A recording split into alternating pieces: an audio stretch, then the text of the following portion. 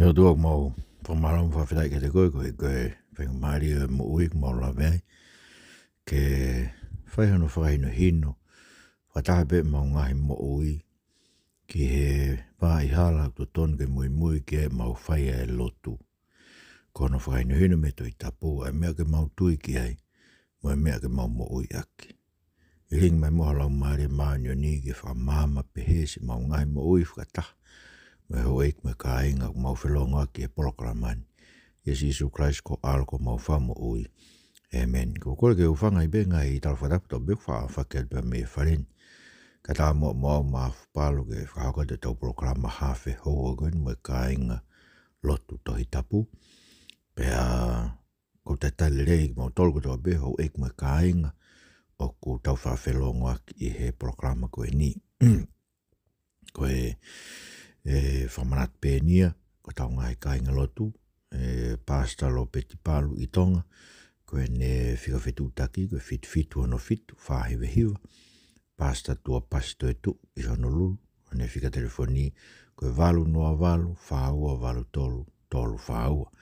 Pea koau beo ko tonga e ngawe i senen, pea maka waifkau ko Steven i whaupula, ma Alexani Tarea motua, pea pehe ki a peni lea kona. Fitu tak mai beka te au he emaili maf.palu@gmail.com. Ko whamu i he programa koe ni ke tau wakai a nge ki he mea kulahi hono ngau e aki he ahoni koe pehe tokua o ikai ngofua ke tau whai whakamau pe whai whakaanga. Koe tahengai me utara mai tokua koe hui ko sisu pe ia uni tok whai e whakamau pe koe otua pe utuke ni tok whai whakamau. Pe ulahi no ngau e aki ai whakakaukau koe ni mono li holo.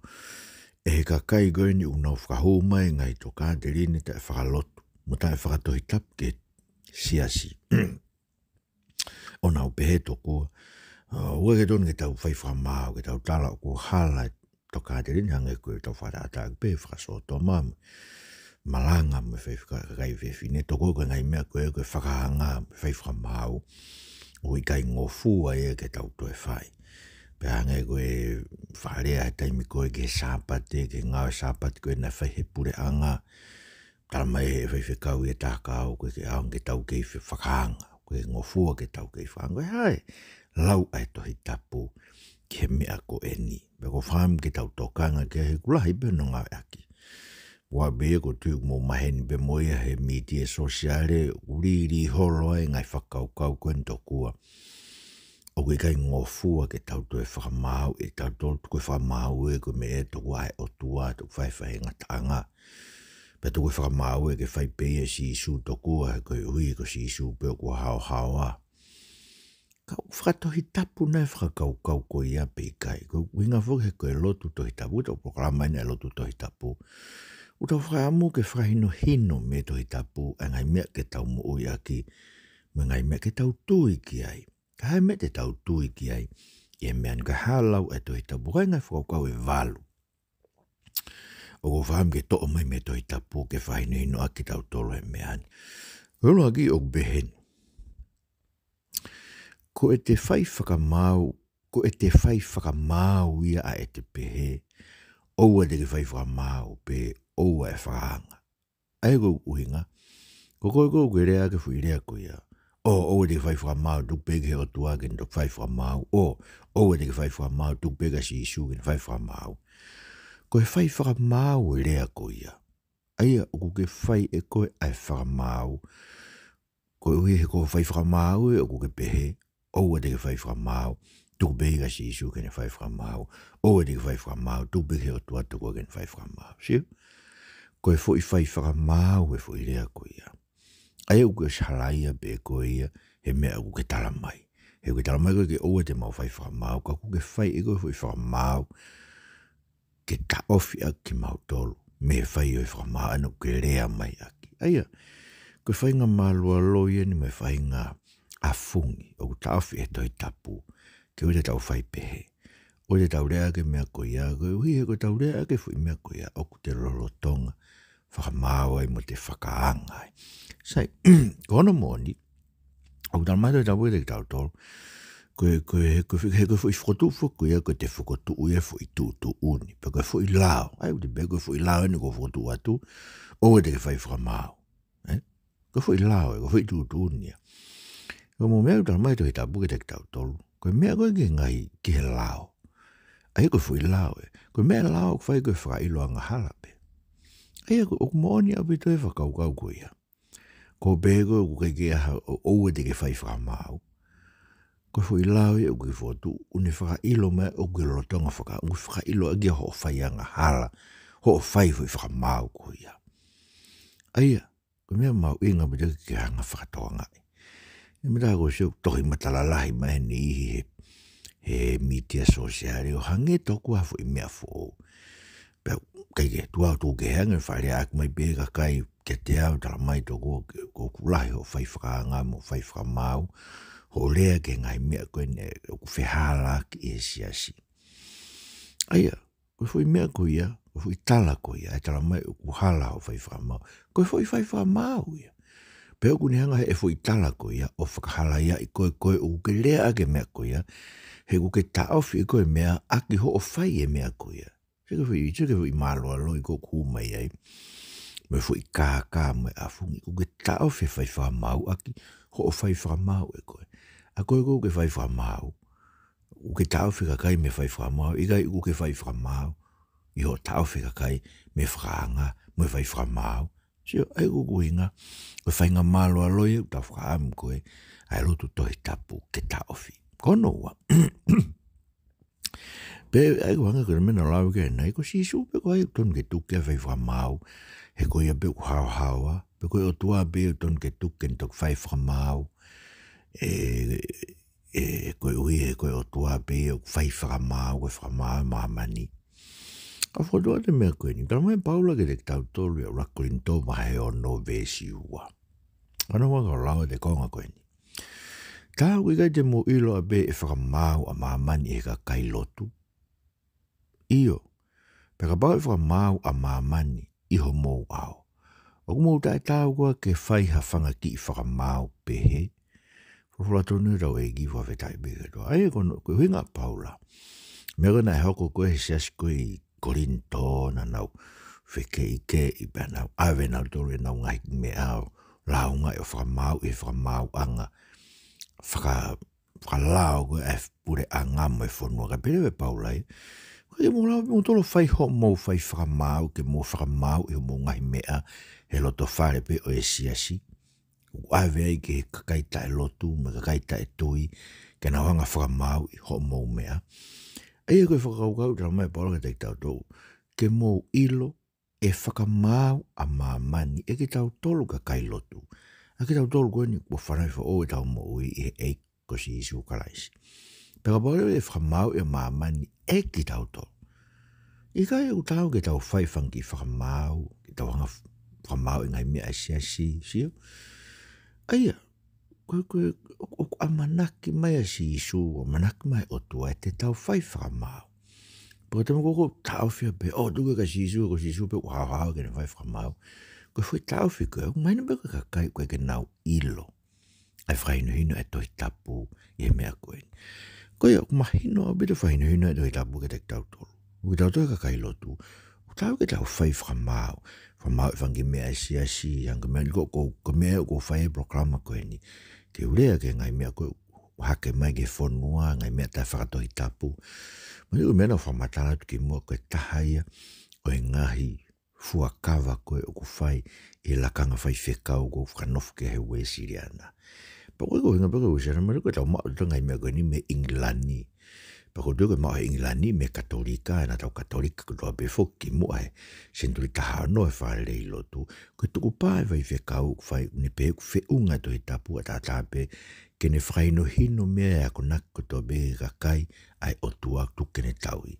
Aia, koe mea ko whai tau brokalama. Ko whaino hino ki moto me tohi tapu koe mea ai. Pera inga tai ka koe tahe fuakawa. Ka hake maa ngai toka aderini tai hoa me wholofolage whanua. Pera kulea e whai whekau. Ke whakahawhi kakai me ke o whi ki nau tō pēne tātalai whare. E tau bebe koe rea enu me tātalai whare u whai koe ni. Ono whainu hino ai siasi me ka kai ko toa pe ke ngai toka te rini, mo ngai ako naki ko hake mai ke siasi, o ku tae hoa mo e folofola. O kwa mnak mea o tuai te tau whai whangi whakamau pe he, koe tau teu ia tau tolu ka kai lotu, he ko ki tau tolu te tau whakamau a mamani, katoa, o ka hoko e whakamau ai otua.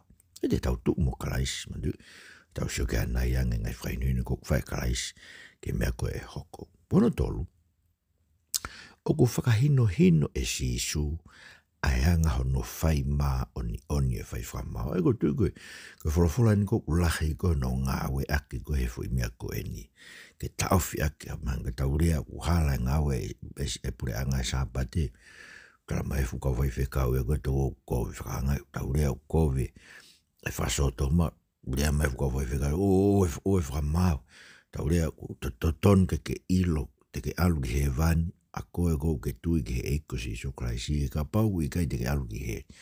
Tala mai fuka whaka, e o te ke whai koe whamau, koe koe whamau i ai o tua. So ke he fuwhainga he koe ni ko hoko i he siasi, mo ka kai lotu, mo ka umatao tau kene toi tapu a honi. E na wanga ta ofi, e umea koe ni whainioino e toi tapu ton ke tau whai.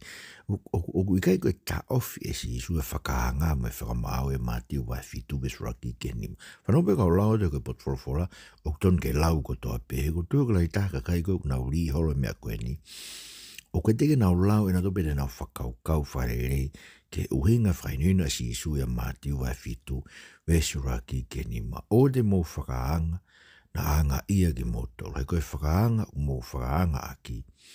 Ko ia be e whakaanga aki ke te ki motor. Pea koe fua o mō fua aki.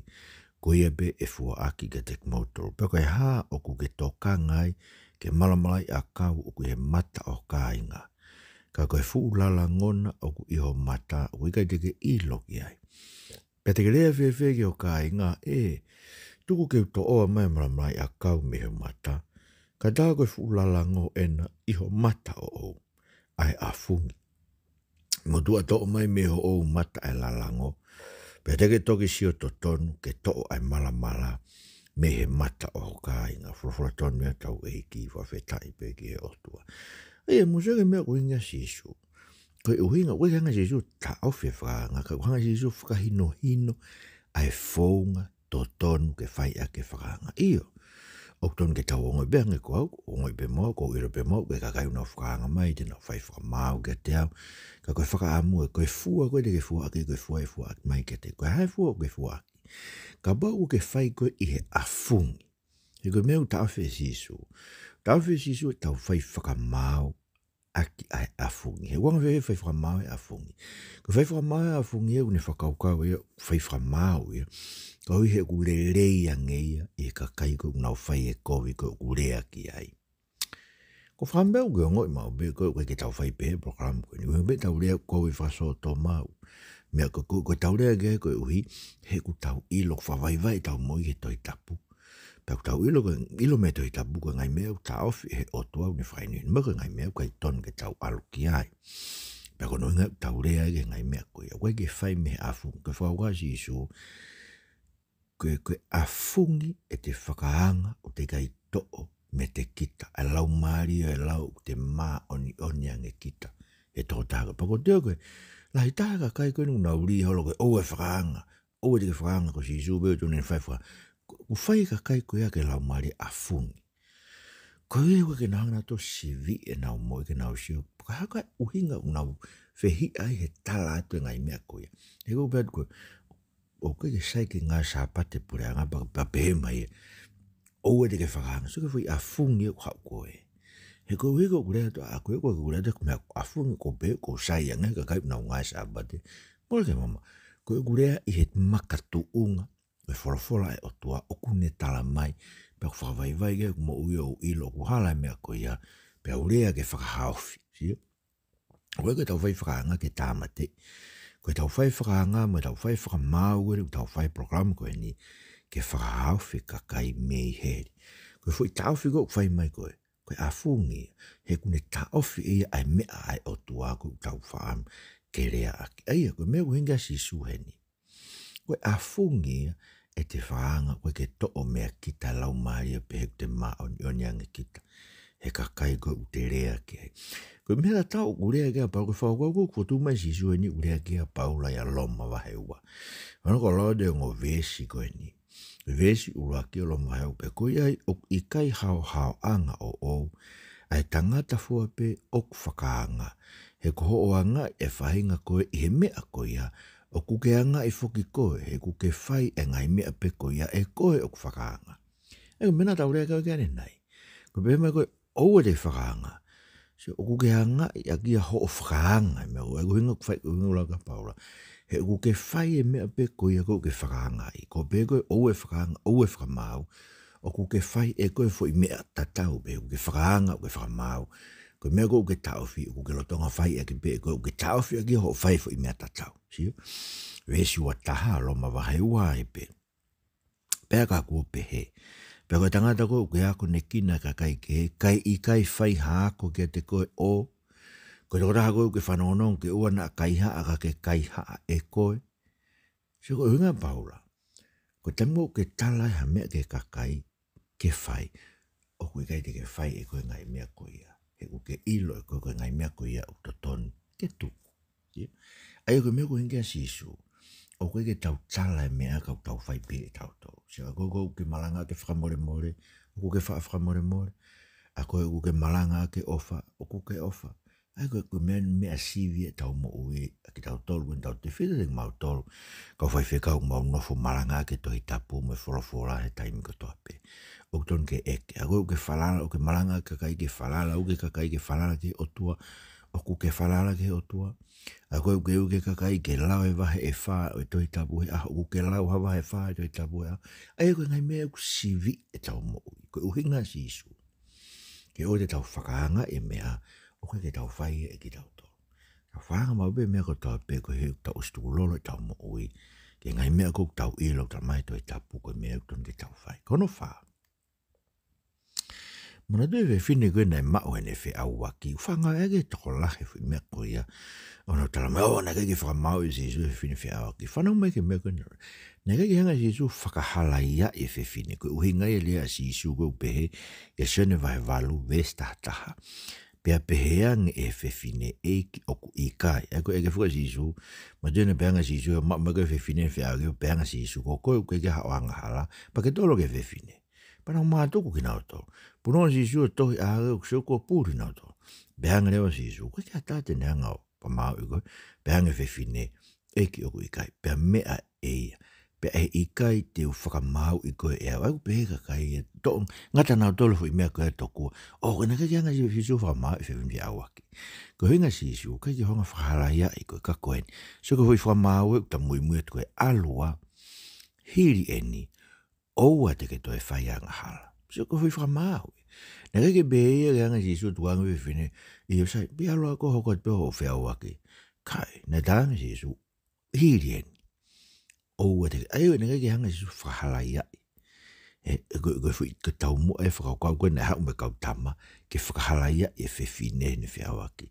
Koe mena whai si isu nane hanga o ta ofi. E ni toi hoko ai mea ko o kui kai sai koe anga hala i. A ene whi awa. Sai ko kuhi ngai. Ke mana tu. Ie ku wha mai whu mea koe. Ie wha mai whu mea koe ni. Koe wiki tam ko whaarea ke wha so toma. Pe tala mai lewa. O naka ke wha mau isi sui whi awa. Ki nane ta ofi. Aia koe mea utau rea ke wha so toma ke ta ofi. Koe wiki utau ilo koe ngai mea koe ia. Koe ngai mea wha malai. Kono nima. Ko tue koe whi kongai ni. Koe ke wha ilo he kakai. Oku whekau ki tau tolo isi isu. Ke tau whakaanga.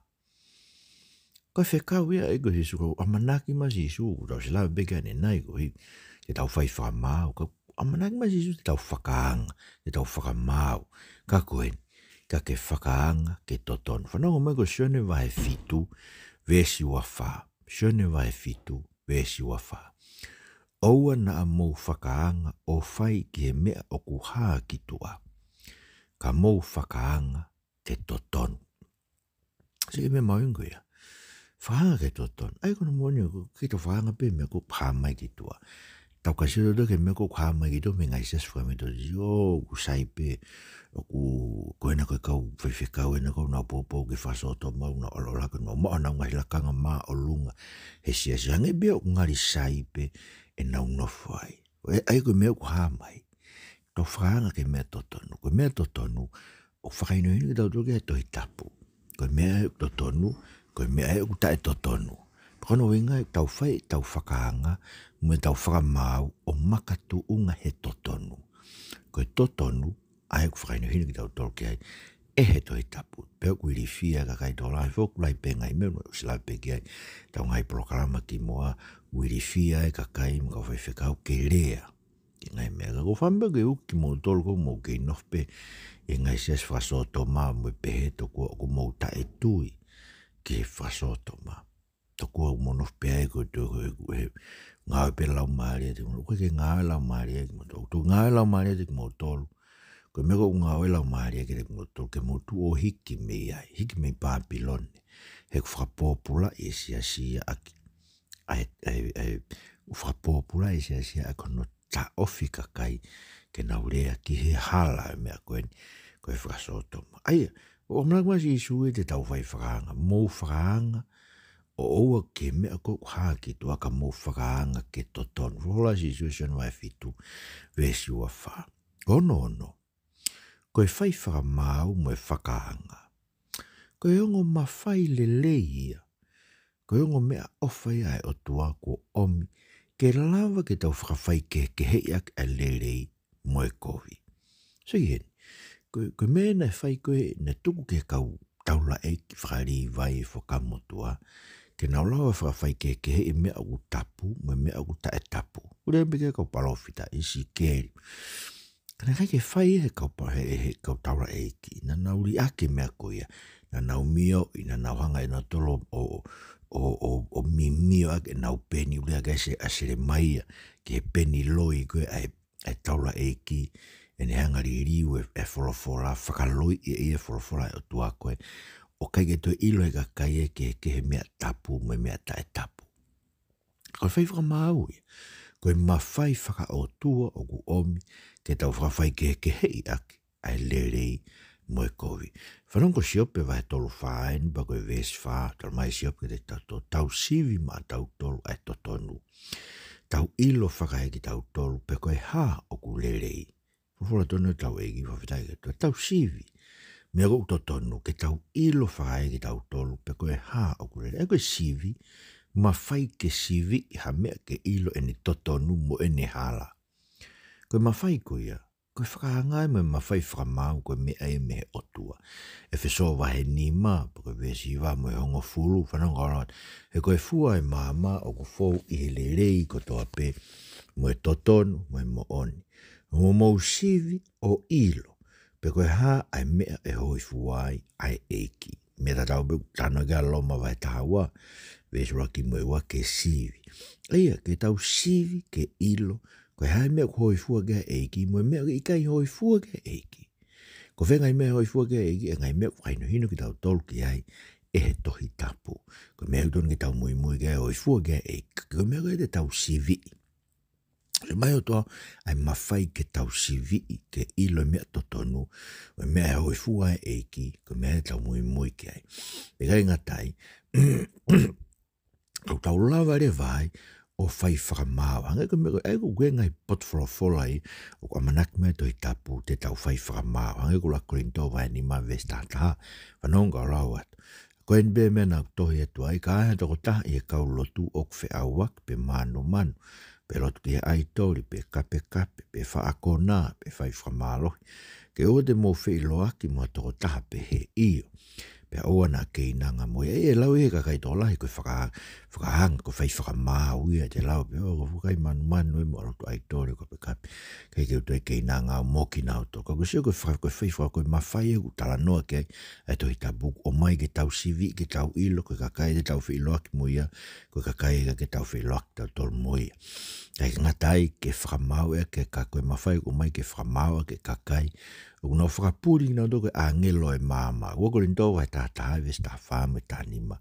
Pea ko hai e o fuai, e nā mo se tane uni ai anga o angelo me mama, tarai ai koe mea whakaafo ai hene kau se vaniti e anga tohpe, e kau se vaniti a whaito tonu, ka koe i wanga e whahinga koe ia, e whakatatau ke nau ngāwe. Aia, o koe winga me ke tau lawa siwi o ilo, o hawa se tane ia, o whakapuri mai koe angelo koe se vaniti a whaito tonu. Ai wawia malanga ki mai ngai mea lere ki neanga taki he i tautu. Hango mea whai māmonga, mea whai muslimi, Jehovah Witnessi, no hau na tolo whakapuri mai ngai mea, malanga i mai na tolo ngai mea, ongo lere, ka koe kau se vanitia a se tane, he kunau taki he i ka kai me ngai mea ai toi tapu, whai no hinu ke. Henga taigo flipai vai tolu we si ua mo e tolu, ke tau iloi ai e kakai o ngāwe kovi. So mai mawhai whakamau me mawhai whakanga, ke tau lawa si o iloi ke kakai o ngāwe kovi. Whanong kolot ai ves koe ne flipai vai tolu we si ua ke tolu, wawakai whangakurina. Wakawakai kau ngawe o kovi, wakawakai whahinga motu. He ko ki taua pe ai kamu mooni a ki taua o ta whai e ta ngawe ke eiki, i lau maari o otua, pe whai e ta pore i a Christ Jesu, pe a wikai e ta whalala ke mea whakasino, neongo te lava e kita, ke whalala foki ke mea whakasino. Aia, maina o bit mehe, he ke tau wakawakai, whakawakai whangakuri o wakai kau ngawe koi o wakai whahinga ngutu, whahinga motu. Ko eke tau lawa ilo o ke kakai ea unau pore pe na tole mea whakasino o te kai ke nau maa na tole Christ Jesu. Ai utoton ke makehe tau mo i tato me kakai pe koe inga Paula. Na e whanofo i whahinga koe ne mo ui ki mo.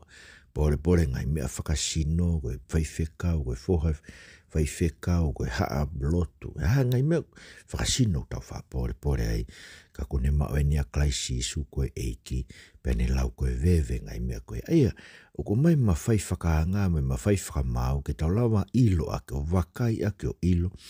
Koe mea ea ke tau fōa i tau tolo, he kōririwe eiki e tau mo ui, tau maa i tau Christ Jesu koe eiki. Pēi ngata pēga correction wa e whaa, vesura ki mo e ua si o whaanga. O te mōtui ke lau maari e furipe, ka mō siwi pe ngai lau maari e pe umehe o tuāia. He kutolahe kau parofita loi kurat ki mamani, koe nia e mea te mō ilo e lau maari e o tuā, ilong ha lau maari e whamone Jesu Christ mane hau e kakano, o kumehe o tuā e lau maari e koia. Aia, sike, koe tau mai ke mō siwi, o te mō tui ke lau maari e furipe, ka mō siwi, e ngai lau maari e pe o kumehe o tuāia. He kutolahe parofita loi, se sa mita ke barofita loi, Mahomet ke barofita loi, kurat ki mama. O lahi ai loi. Pako e bema kakai, ko whaiwhekaua ke nau lea ke whatomala kakai, he nau ngahi angala, kuna hoko mo ke nau toro koe kau barofita loi. Sa e koe mea te tau ilo ai lau mari o tua he tau sivi, ke tau iloi. Ai mea kouton ke tau tui ke, mga kai ton ke tau whanau ke. Rak te soronai ko vai nima, vesi watame o a mo sivi e mea katoa pe. Ilonga bea ele rei po ke maui, ilonga mea o whahinga mo e kovi, wha me iai. So maina bit pea, ko pau ke tau sivi ke ilo mea o kovi, me mea ele rei, pa tau puke mea ele rei, wha me kovi. Kono fitu, koe mawhai whamau, o mea e otua o ai ke te tau toro, ke tau amanaki a ke whamau e otua. Ai koe mea e, kono tauwhi koe whai whamau e a ni tauwhi e kakai koe ke nau tui ki nau toro, o whai whamau e otua. Kono urea akpe na tolo mea koe ka wake nau tui na tokia. Ka uhinga no mai whai whamau ke te tau toro, koe hui ke tau amanaki a ke whamau ke tau toro e otua. Matiwa e tahiwa ves tahavalu, pehe si isu ke te nau toro, koe ko tarat ka hoko e whakatupu o pea nofo e whanau tama tangata ki no taloni lang ia. Pea koki mou tolu ko mou mui e te au e whanofo ki mou tolu foki a taloni ang fulu maua o mou whakamau e matakari ang fulu maua o isleri si usio whakalaka ke whakamau koe utu unuku mai. Taniela wahe fitu vesi ua ka ua ke hoko mai a talu mei mua o whakai whakamau o e mea e kau tapu e rioni pena e hoko e taimi ke mao e pureanga e whainga tapu. Ai e musu ki e. Koe uhinga ai o mai mawhai whamau ke te tau tolu ke tau sio whakalaka ke taimi, tau nofo e taloni tua o whai whamau mamani, oku ia e whai whamau o tua tu nuku mai ke te tau tolu ko toa pe, kono uhinga e tono e ke o mai, o mai o tua e mawhai whamau, bua whao sirewa. Koe taha ko ne mao e atamai pe koe lau maari o kalaisi u ne whakahanga e mea ko tope. Ka koe kai a ngā ia e taha kura krinto wahe waives tani ma me taha no ka koe a kuanga whakalau maari e ko laisi a lai koronga e ne whakahanga.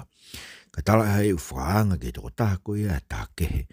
He hono ai ha taha kune au sia e whina ngalo e ki koe ke ne whare ia. Pea o getek mau tolu ai whina ngalo o kalaisi. Ai ko ki tau tolu tau mao koe lau maari e o kalaisi. Ko heu tau ilo tau tue tau ngai kovi e ka lau maari ne ilo tau ngai kovi tau ai ke mate tau ngai kovi. Pok tau lea a ke kakai ke ai ke mate me ngai kovi i he nau mo oi. Masio koe uhinga ia, koe ngahi uhinga tau ai ke tau whai whakamau. O tok whainhene ki tau tue tue tapu ke tau whai whakamau. Eiki, tokoni mai mua. Ke rek mau tolu ke mau wako me he aianga e whai whakamau mo e whai whakahanga mo oni. Ia Christ ko mau whakamo ui. Amen. Malawet mo mea mai. Mo mea tua whatu.